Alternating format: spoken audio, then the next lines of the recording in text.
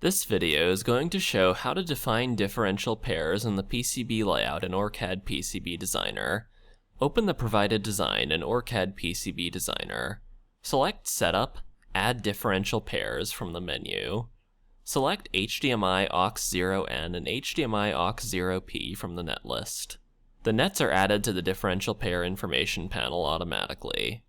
Enter DP HDMI aux0 into the diff pair name field. Click Add. The differential pair has been added to the diff pairs list at the top of the window. Select nets HDMI aux1N and HDMI aux1P. Enter DP HDMI aux1 into the diff pair name field and click Add. The differential pair for HDMI aux1 has been added.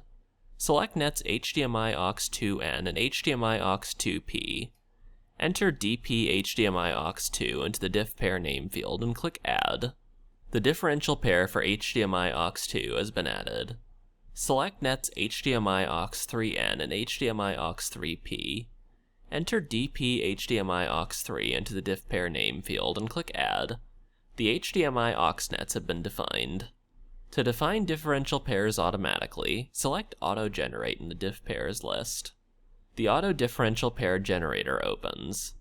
Enter DP underscore for the prefix, P for the positive polarity, and N for the negative polarity. Click Generate. A log window opens showing the differential pairs created. Review and close the window. Click OK in the Assign Differential Pair window to save the settings and close the window. Differential pair assignments can be verified in the Constraint Manager.